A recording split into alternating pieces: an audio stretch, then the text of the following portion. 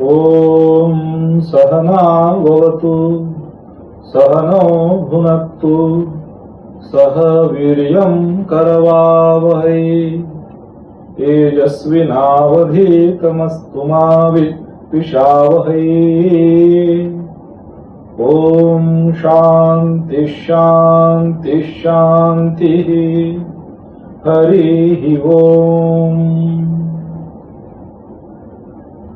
पार्थाय प्रतिबोधितां भगवता नारायणेन स्वयं व्यासेन ग्रथितां पुराणमुनिना मध्ये महाभारतम् अद्वैतामृतवर्षिणीं भगवतीम् अष्टादशाध्यायिनीम् अम्ब त्वाम् अनुसन्दधामि। भगवद्गीते भवद्वेषिणीम् वसुदेवसुतं देवं कंसचाणूरमर्दनम् देवकी परमानन्दं कृष्णं वन्दे जगद्गुरुम्। मूकं करोति वाचालं पङ्गुं लङ्घयते गिरिं यत्कृपातमहं वन्दे परमानन्दमाधवम्।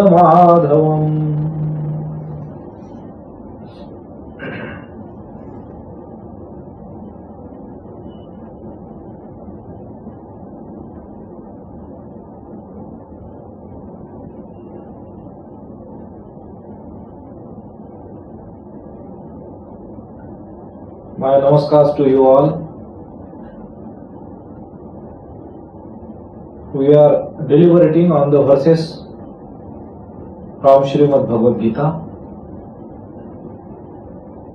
In the last class, we had seen up to verse number 2, second verse until second verse from the 9th chapter, Navam Adhyaya.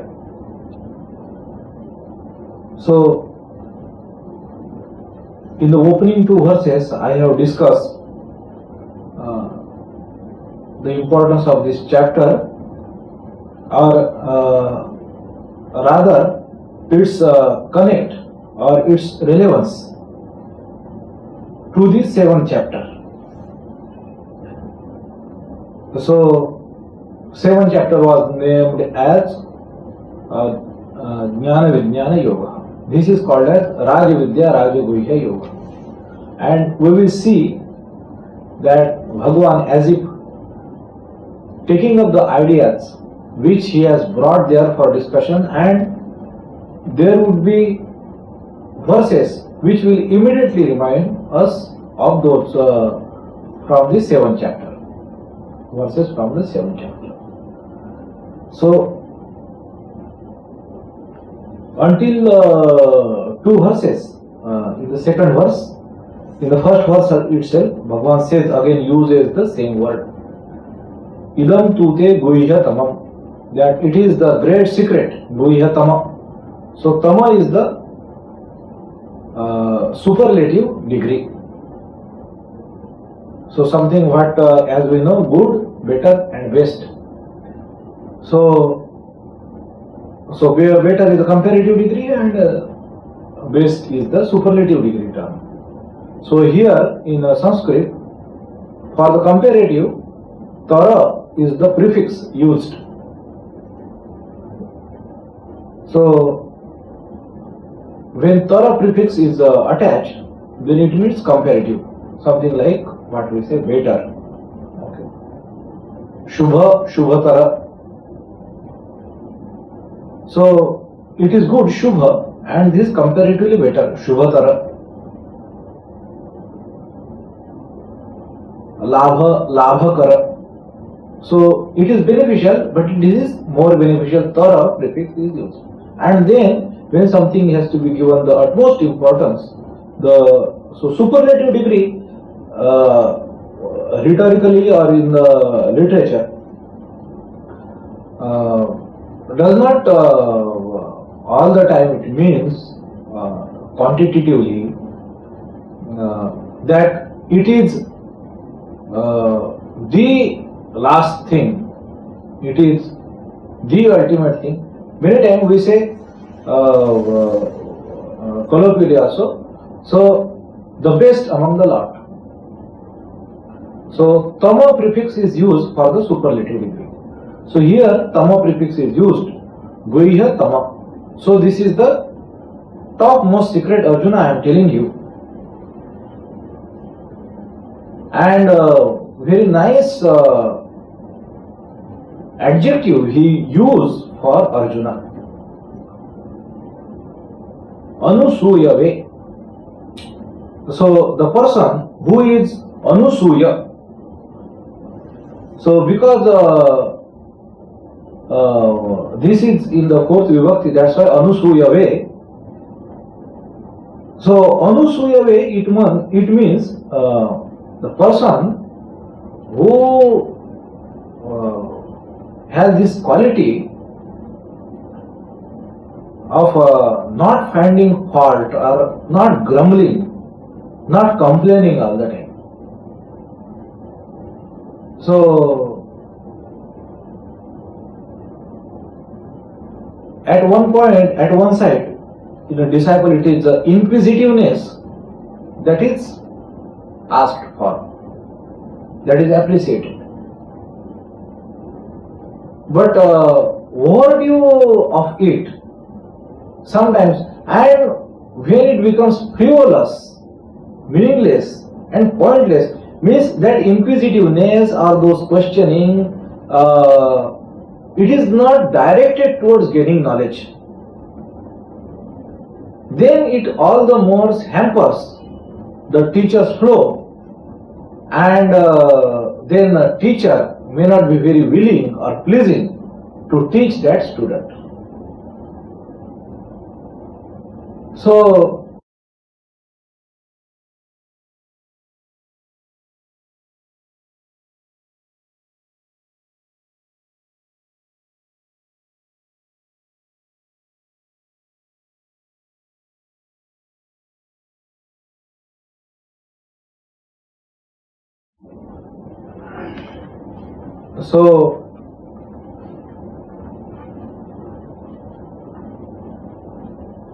one very nice story is told.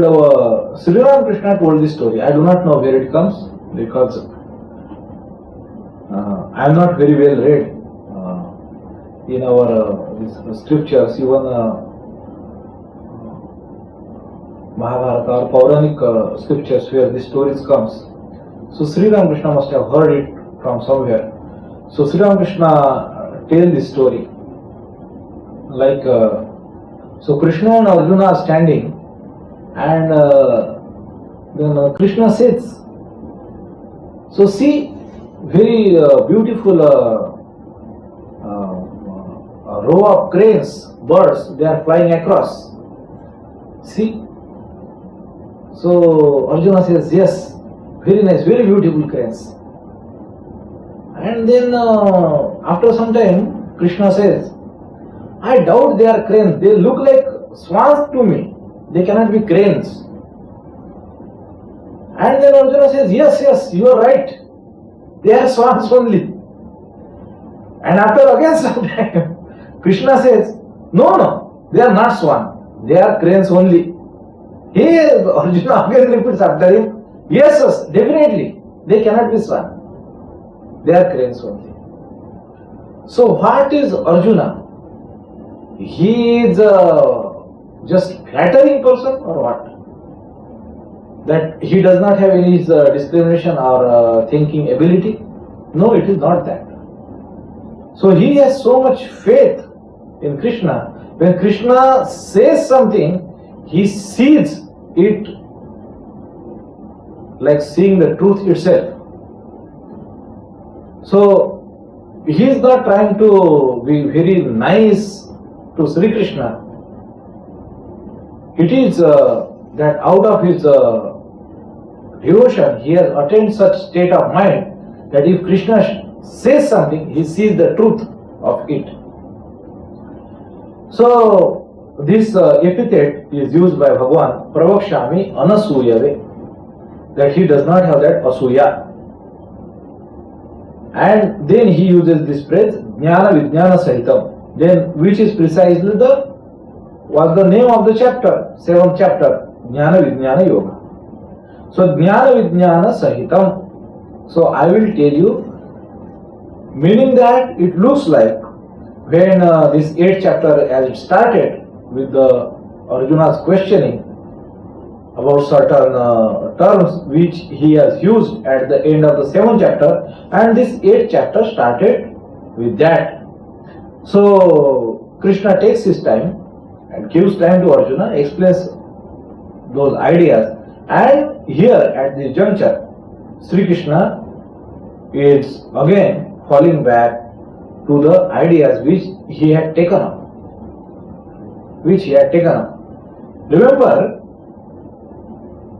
when 7th chapter started, 7th chapter, the 6th chapter which ended is similar fashion, like the 8th chapter ended, and then Krishna has brought out his ideas about Jnana and Vijnana.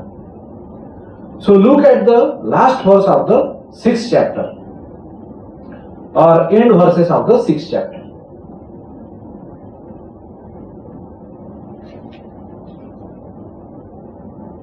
So, like 46th verse, he says, Tapasvibhyo dhiko yogi, jnanibhyopi matodhikah, karmibhyachadhiko yogi, tasmad yogi bhavarjuna. So, among all these things, yogi is the greatest. So, adhika, that he is superior to tapasvi, to jnani, and to the karmi also. So all 4 yogins, and then he says, Tasmat yogi bhavarjuna. Hey Arjun, become a yogi. So here also, in the 8th chapter, you see the last verse, in a similar kind of ideas, of similar flavor, similar tone. Here, what does it say? Vedeshu yajneshu tapasu chaiva daneshu yat punya phalam pradishtam atyeti tat sarvam idam viditva yogi param sthanam upayati chadyam. So, through the Vedas, recitation of Vedas, yajnas, through the karma kanda, then austerities, and not only that, then the dana, sacrifices, etc. So, whatever punya phala, whatever these things, pradishtam means these all things gives, the punya phala, the virtue. So, Bhagavan says that yogi attains to such a state or place, he attains such a state that which transcends.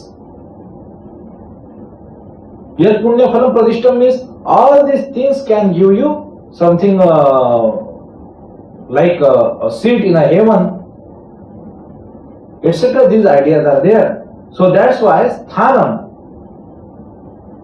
this word, or in this way, in the second half of the verse, Bhagavan is speaking in this way.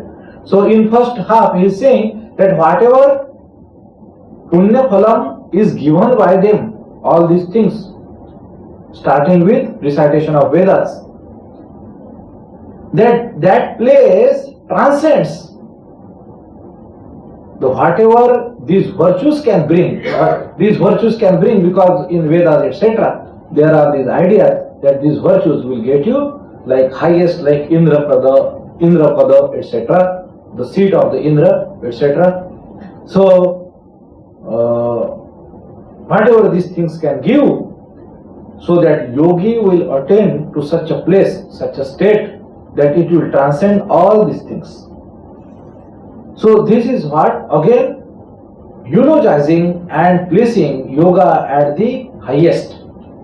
This is how 8th chapter had ended, concluded. Now, therefore again in the beginning of the 9th chapter, as after the 6th chapter, 7th chapter has started, Bhagavan again brings out the same idea.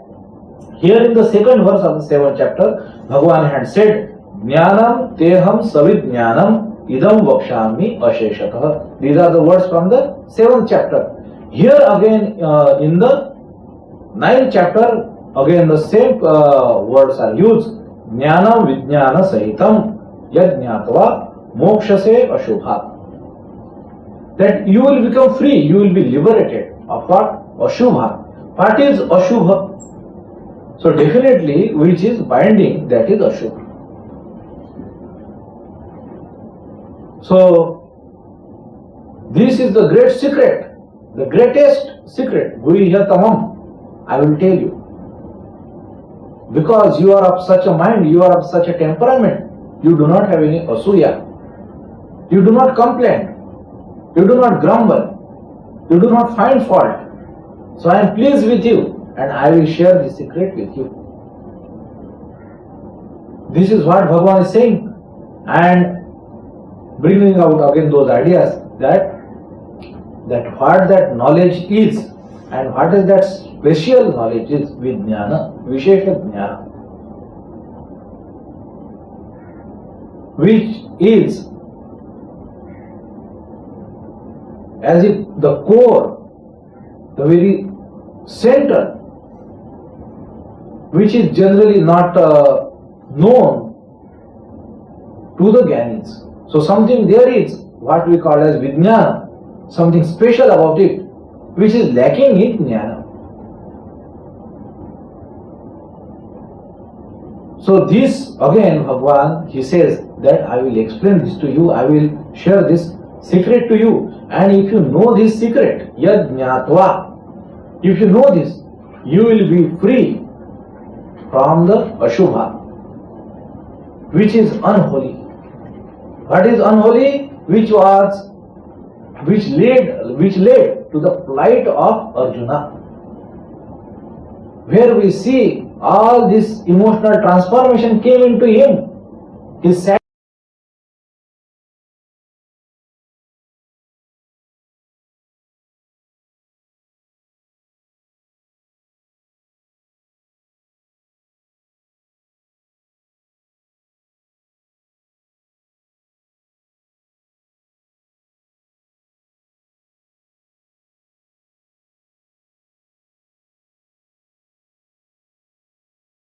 queen of knowledge, Rajavidya. This is the greatest of the knowledge. This is the greatest of the secret, Rajaguhyam. It is purifying, Pavitram, and it is the greatest, Uttamam, etc. ideas he used. So meaning that, and why these praises or eulogies are used, that this is the one essential thing that you have to know, you have to master, and meaning that if you master this, if you get the hang of it, then everything will follow of its own. So that's why Bhagavan is using, so driving the importance that Arjuna, your focus is required, your attention is required. See, this is the one thing you have to understand. This is that great secret of all, right from the philosophical part, from the second chapter. Everything, whatever I have said until now, everything is centered upon this one idea. This is the one truth. And he uses three adjectives for it. What is? This knowledge is pratyaksha avagamam. Pratyaksha avagamam. It is to be directly experienced. So it also explains this word. Which word? Yajñatva mokshase shubha, ashubha. So, yajñatva, what does that yajñatva means? What is that knowing? Bhagavan has said that knowing which you will be liberated from the unholy. What does knowing means? Here it is explained. Bhagavan clarifies pratyaksha avagamam. So listening my lecture will not do. So knowing a book, listening a talk won't do. You have to realize this truth. Pratyaksha avagamam. Avagaman means no. It simply means no. This is one of the many words used. That generally this phrase is used in the classroom, or when a student, somebody expresses that what has been explained to him, I have understood. And Bhagavan is using here he is saying pratyaksha, and another way he is using such a phrase, avagamam. So, meaning that you have to know it, understand it in exactly that way as it is to be understood. It has to be your direct experience of the truth. Pratyaksha avagamam.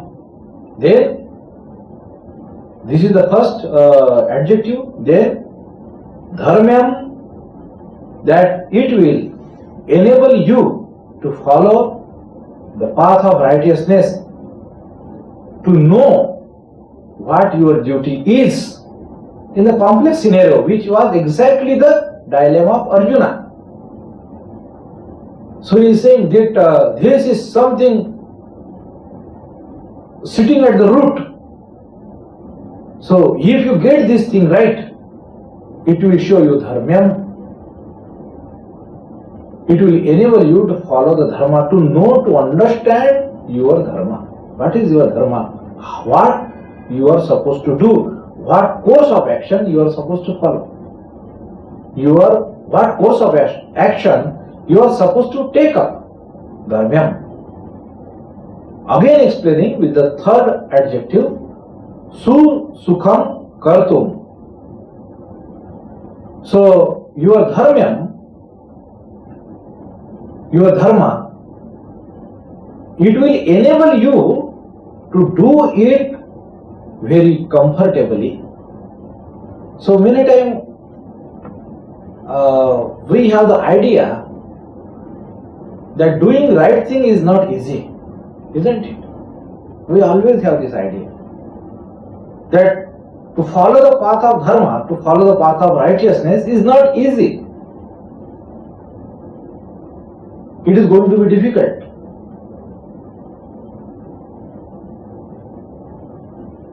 So, like speaking truth is not easy. Not taking, suppose, bribe is not easy. Isn't it? So, Bhagavan is saying that dharmyam susukham kartum, it will enable you to discharge your duties with the ease, with comfortably. That it will not that you will have to now strain yourself, stress yourself. You will have to do much effort. So, this is what it will do. If you realize this truth, your dharma will be, it will follow very naturally. Susukham kartum. And thirdly, this truth again, he says, what I am talking about, avayam, this truth. Referring to that, again, avayam, as soon as this word is used, everything becomes clear that what is hinted at, or what is pointed at, or what is being referred here. Avayam means that consciousness, that Atman. To make it sure that Arjuna does not again mistake. So here Bhagavan is referring to that one principle. By Avyayam, it means Atman, it means Brahman, it means that super consciousness,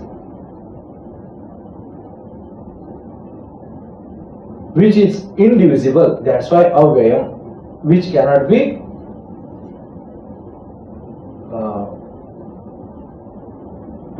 divided, which is Kutastha, which is not subject to any change, Akshara, which is not subject to any decaying or erosion.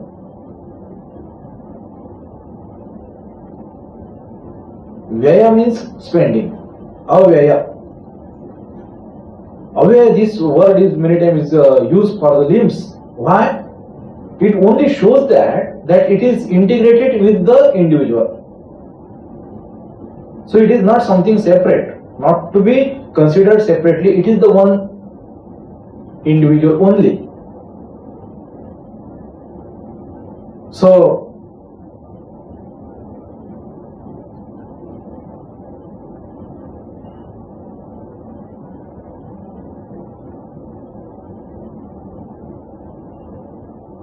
Avyaya, which is undivisible,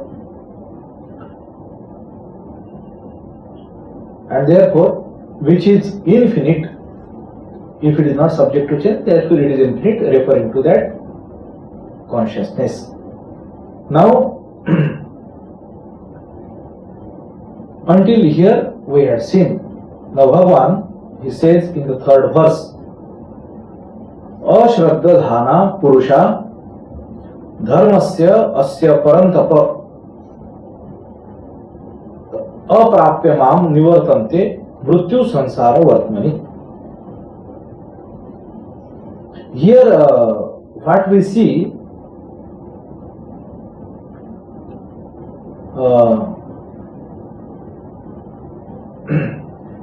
he again qualifies this idea that asya dharmasya, that this path of righteousness, which is based on this idea, this principle. The people who might have attended the Gita class in the beginning, I have explained this in one class, the idea of four Purushartha Chatushtaya, Dharma, Artha, Kama and Moksha. So in which I had explained this idea, that idea of dharma is based on moksha only. They are not four distinct things. From the idea of moksha only, idea of dharma is derived. So what is your idea of moksha? It will explain, it will pave the way.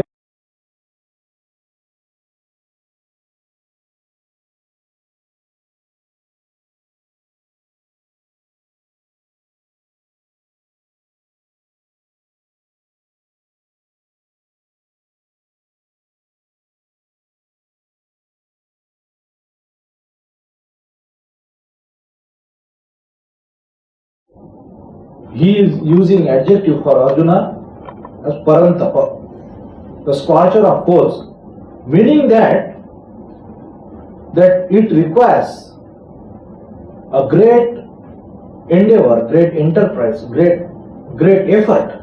That's why he is calling forth that you are such Arjuna. So great valor is required to proceed on this path. A great heart is required. So that's why Bhagavan is calling for Arjuna by that name Parantapa. He Parantapa. That people who are not having a Shraddha towards this dharma, asya dharmasya ashraddha dhana purusha. So the people who do not have this Shraddha is something, is not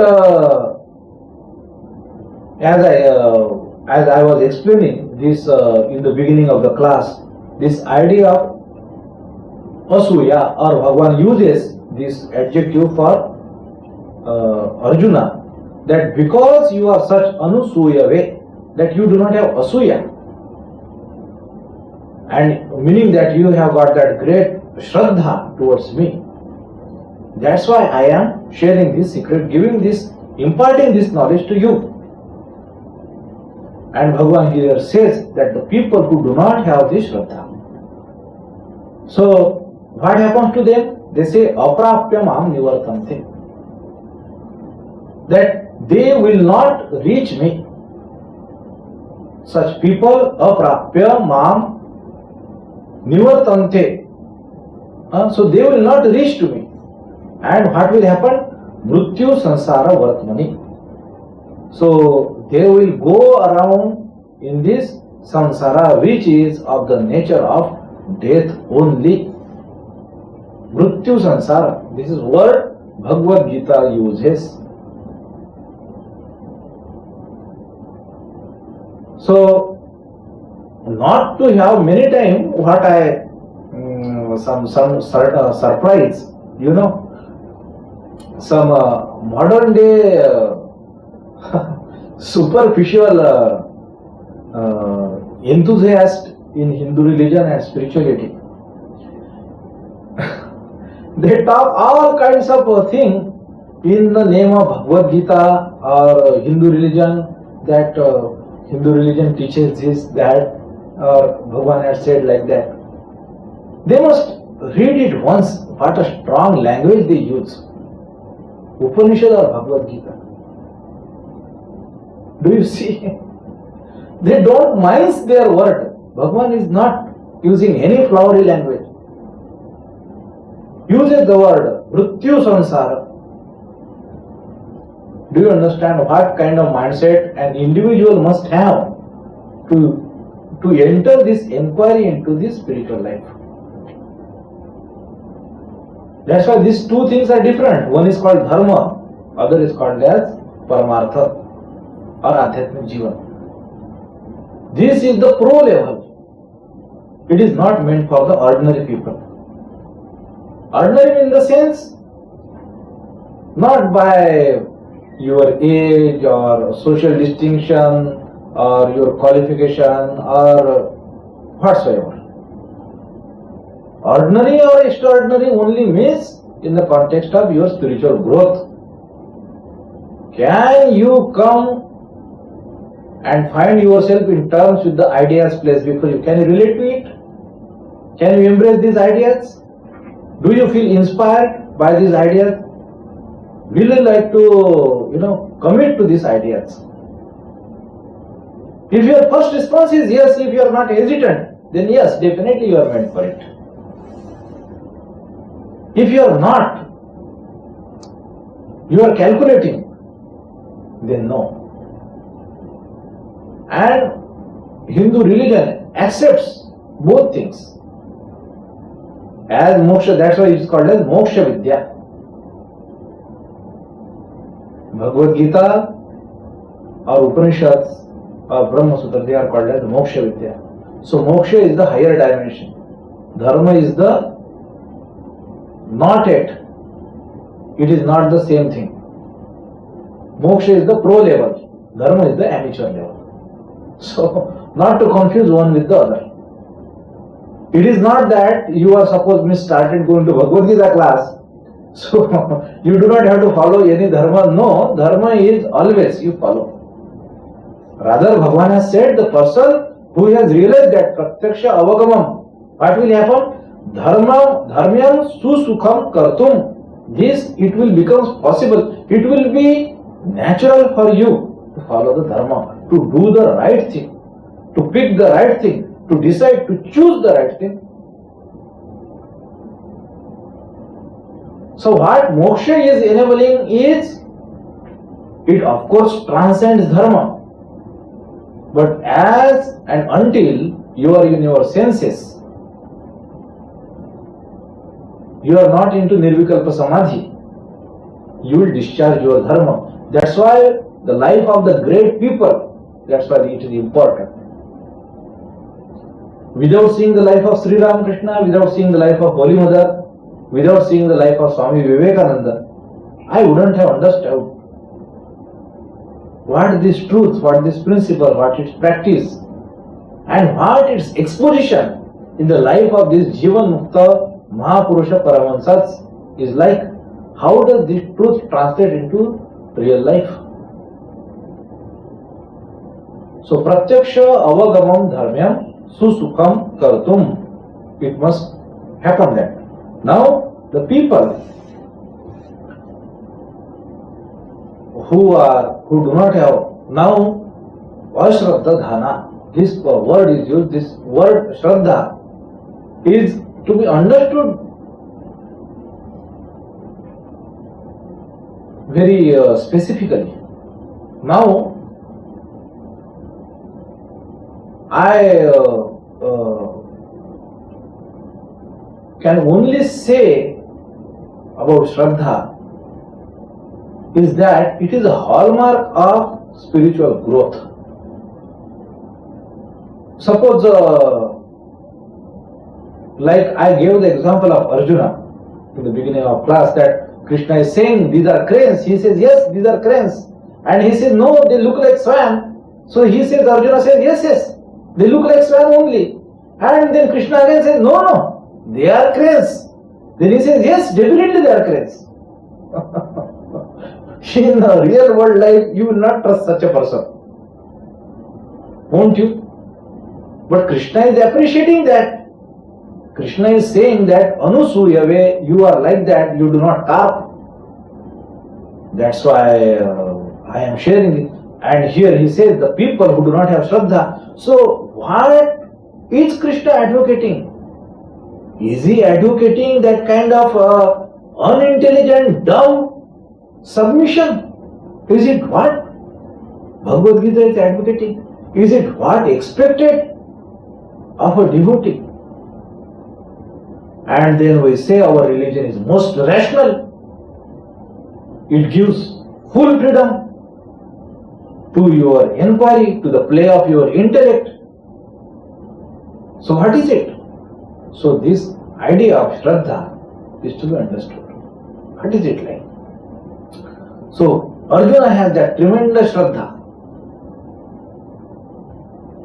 It is not for any other sense because Krishna is his benefactor. No. Because Krishna is good to him, because Krishna has saved him many trouble. No. Or Krishna is probably other way he is benefiting. Not that. Not in any way. Or Krishna has always taken their side. So emotional attachment towards it, because he is very fast friend. He is fast friend, that is another thing. He loves Krishna, but there is always another side to it, one side,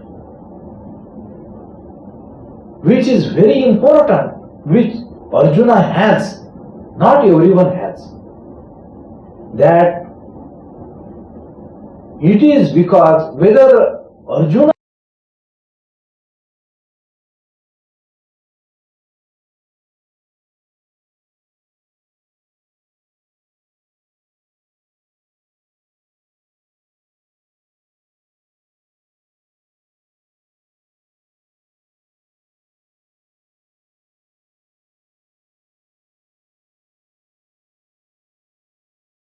Shraddha has this very core element is called as this awareness, this of this divine something, that is called as Shraddha. It is something as if that you do not know exactly. But as soon as you are approaching your home, you know something nice is cooking inside. You have got the smell. You do not know exactly what is being cooked, what dish. So, you know intuitively that there is going to be great pleasant surprise. As I enter into the home, there will be something nice to eat. Alright? Shraddha is not, he has not attained the truth. He is not witness to the truth. As it is said, Pratyaksha Avagamam, this is not happened to them. Yes. But somehow that individual has oriented and he knows truth is in this direction.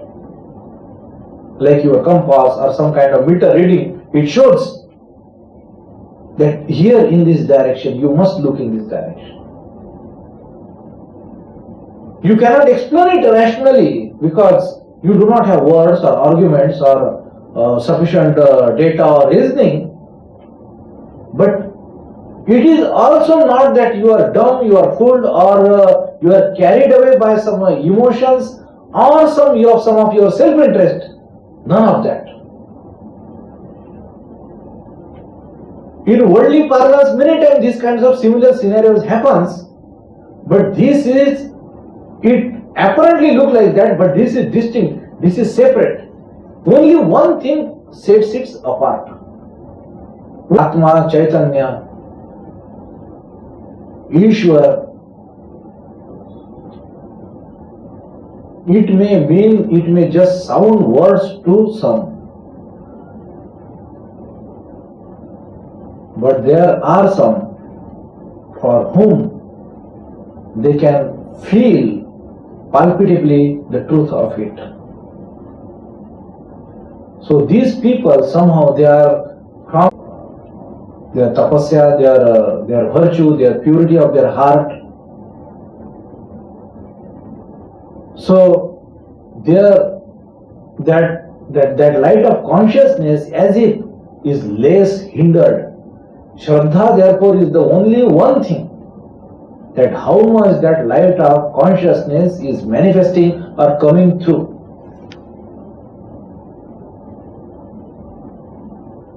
Absolute Shraddha is that person cannot be demotivated. It is not that he is adamant, stubborn, it is not ego fight.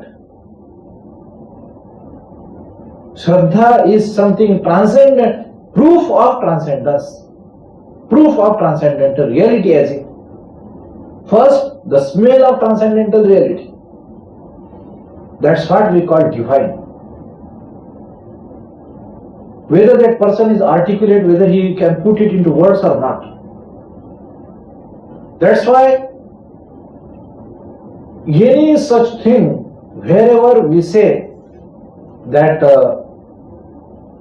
many times in village folks or rural side folks, they do all kinds of things. And sometimes city people, we mock them, we laugh them, or at least, do not have any sympathy or respect or toward these things. So we feel that it is totally,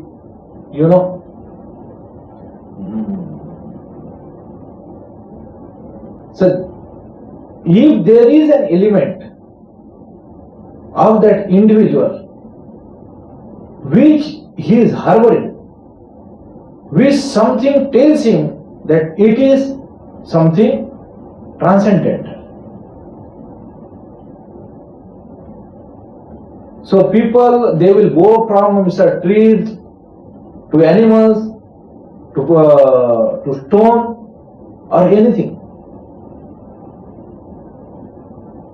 The element of Shraddha is very crucial, very essential, and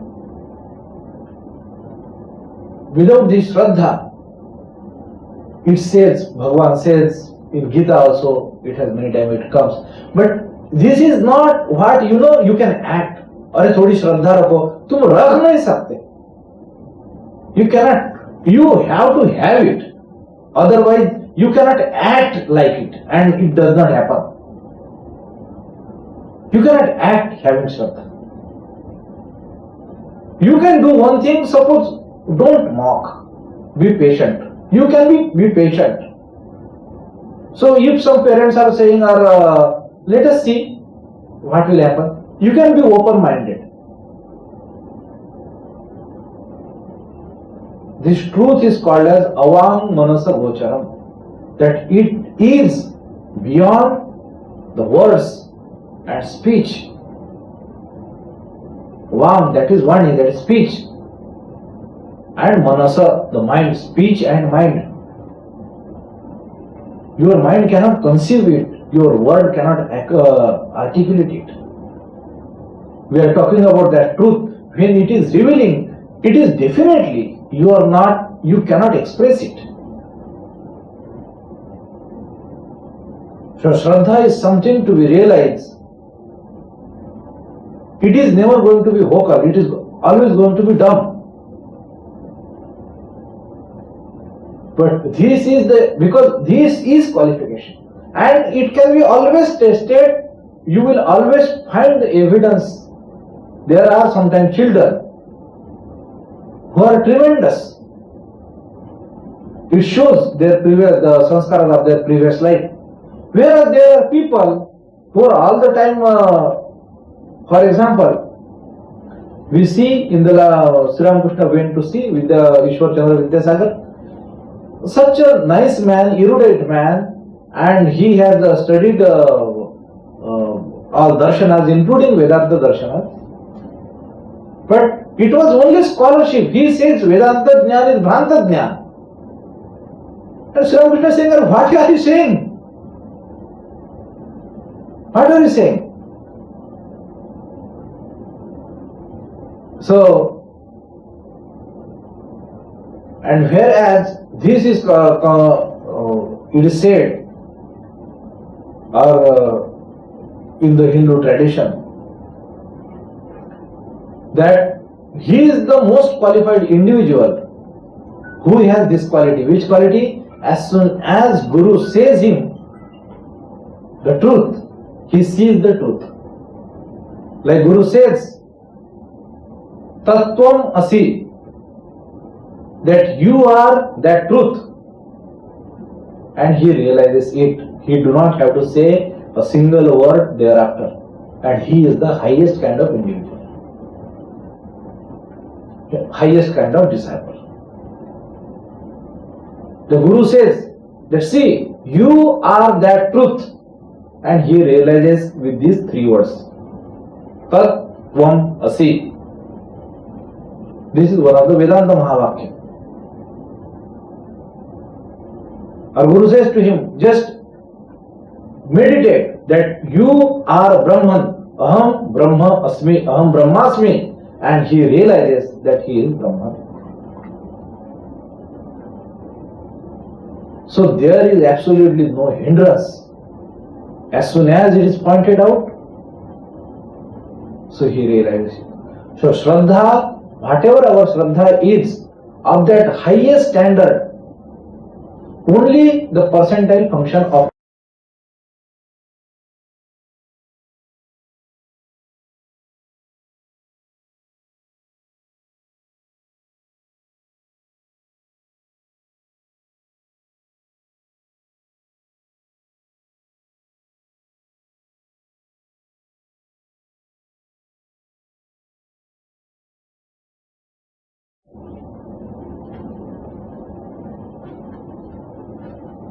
when the truth of these scriptures are announced to you, how much you can see them as true.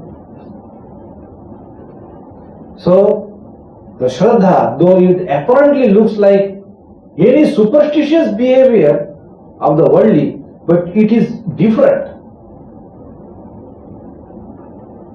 This will be binding to the world, this will liberate that individual.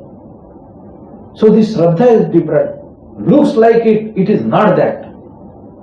Like as Swami says, but they are poles apart. Like Sattva and Tamas, they two things appear similar, but they are poles apart, they are diametrically opposite. He uses the example of a light spectrum or sound spectrum, where low frequency is also inaudible and high frequency is also inaudible. But those both frequencies are diametrically opposite. This is the low frequency, that's why inaudible. This is the high frequency, that's why inaudible. Similarly of the light. So something is lower and something is too high. So Shraddha and superstition, they are not the same thing. It is marked by the spiritual growth of and spiritual growth is exactly this. The uncovering, that is what spiritual growth is. It is not the jargon, it is not what you do, what your daily routine is, what maybe great certificates you might have got, what great accolades you might have got, what your probably lineage is. Many times people are very proud of it. I am so and so, many times suppose born in such family, I am such a great person. Okay. Or probably means my guru is such, I am disciple of his, so I am great person. Various ways, you know. Spiritual life is one cold, brutal world. You know, it does not accept any credits. It only counts what you truly are. Nothing else is counted. All these things are there means they are meant to cater to this one objective. You do this one thing. Ultimately see how close, how nearer you are to the truth. How close you can feel it. How close you are to realize it. The oneness with it. That is the ultimate question. How it is affecting your thinking, your behavior, your choices, whether it has really transformed you or it is only in your plans, whether it is only in your brain or whether it has somehow through your heart has gone to your guts, anything. Have you become that? That is the one question to be asked. How much?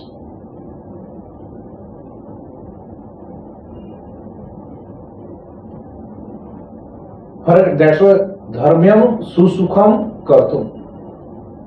That you should not say, suppose, say untruth, should not lie. Sri Ramakrishna's life is a testimony. So you should renounce the lobha, the greed. That's why you should renounce the attachment, attraction to the wealth, money. So renouncing it. So Sri Ramakrishna has renounced it to such an extent that he would not be able to touch even the metal, and Narendra Nath had tested him. Under his mattress he had put a coin and Sri Ramakrishna couldn't sit upon it. To that extreme he had practiced. Sri Ramakrishna do not know. He didn't act. But his renunciation is absolutely full.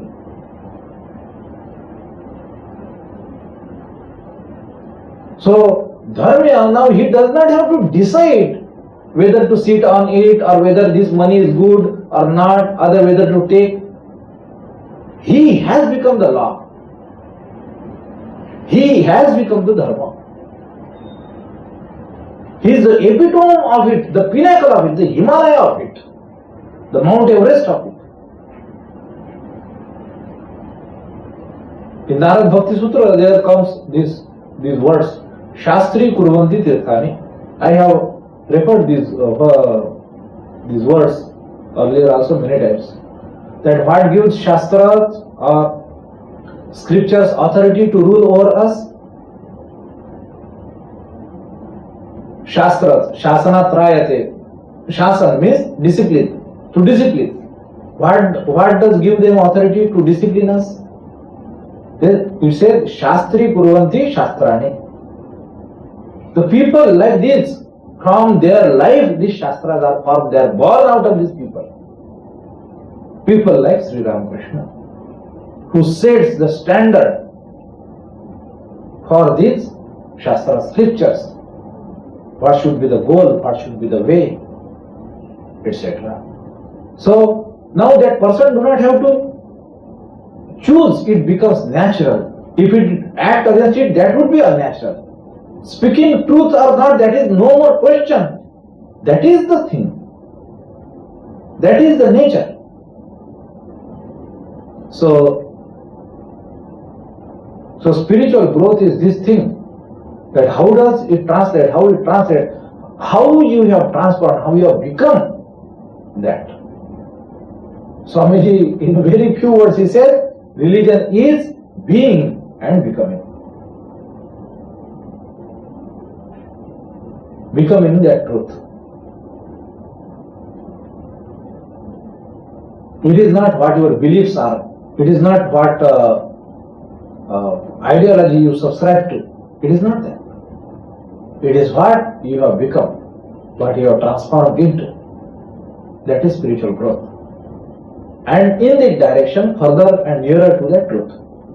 So this is the idea. So idea of Shraddha, therefore, is something, it shows its hallmark of the spiritual growth. So because these sanskaras, this is, as soon as these ideas are said to such individual, immediately he can correlate. Immediately he can correlate. उसको बोलो ये पत्थर है जिसपे ये लाल सिंदूर लगा हुआ है, ये भगवान है. With all devotion, he will fold his hand and bend his head. He is not stupid.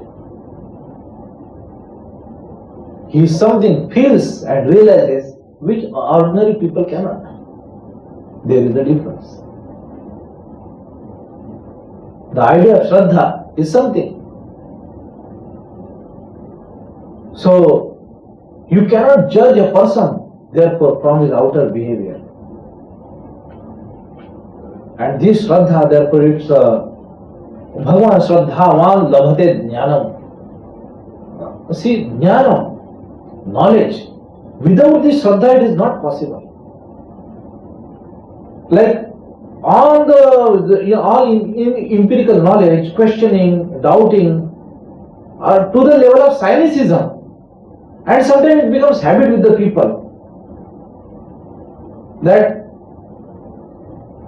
So that might be considered as virtue, that he does not believe in anything. He suspects everything. Alright?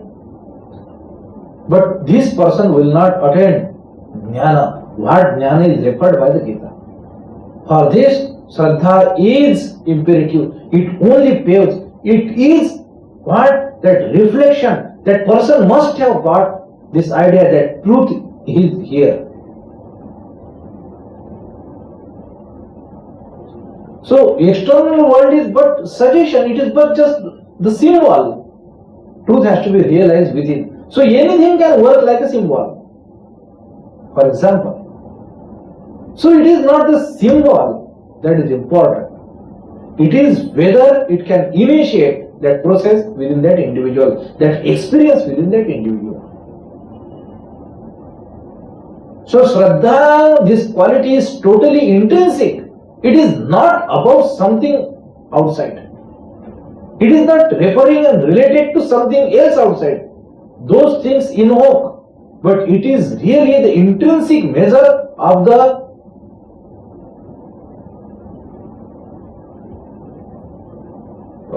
what we'll say, the purity of that individual.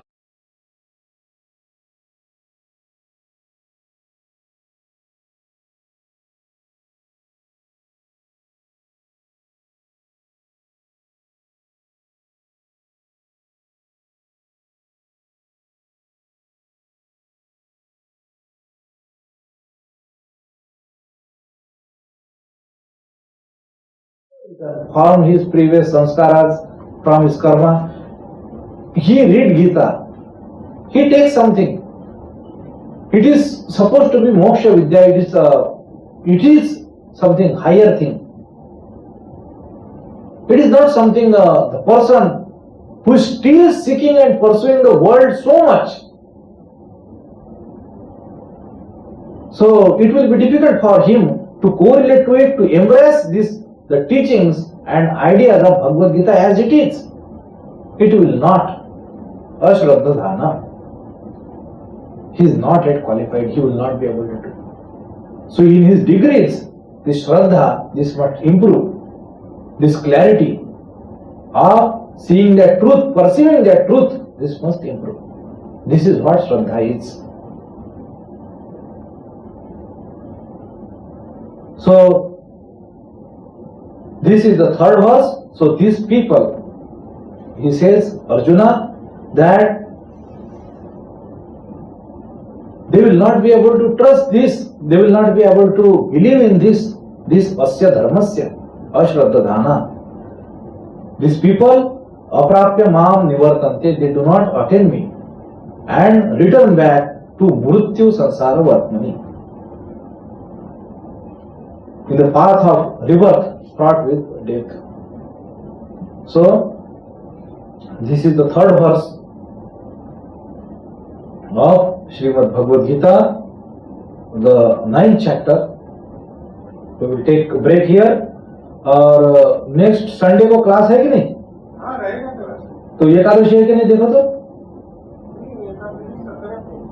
अच्छा, ठीक है। हाँ, ठीक है ना? ठीक है, ठीक है फिर। तो नेक्स्ट संडे क्लास। हाँ हाँ, 9 तारीख है ना, होगा क्लास? 9 तारीख को। हाँ, नेक्स्ट 9 तारीख। ठीक है। ओम शांति शांति शांति। हरि ओम तत्सत्। श्री रामकृष्णार्पणमस्तु।